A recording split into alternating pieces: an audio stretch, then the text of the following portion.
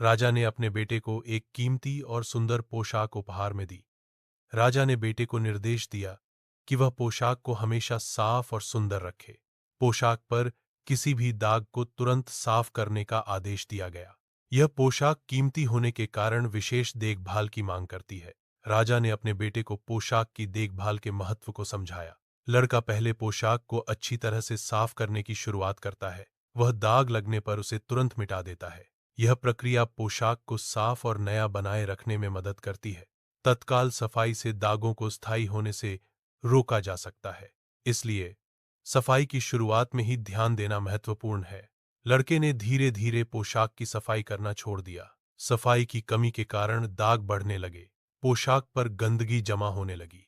अंततः वह सुंदर पोशाक पूरी तरह से गंदी हो गई। हमारा जीवन ईश्वर का एक अनमोल उपहार है। यह एक कीमती पोशाक के समान है जिसे हमें संभाल कर रखना चाहिए। ईश्वर चाहते हैं कि हम अपने जीवन को पाप से दूर रखें। हमें अपने जीवन को शुद्ध और साफ रखना चाहिए।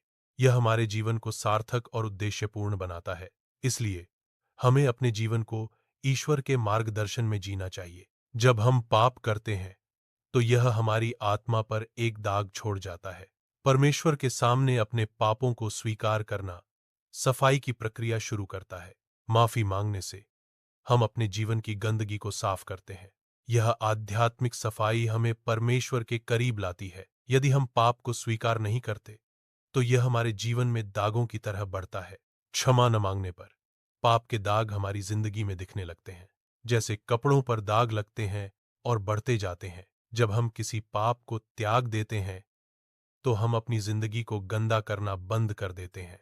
पाप से दूर रहने का मतलब है जीवन को शुद्ध रखना। पश्चाताप और क्षमा से हम पापों के दागों को धो सकते हैं। अब सोचिए, आज तक आपने कौन कौन से पाप मानकर छोड़े।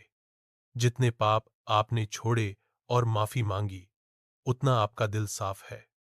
और जो पाप अभी भी नहीं माने गए या छोड़े नहीं गए, उनके दाग अभी भी आपके दिल पर लगे हैं।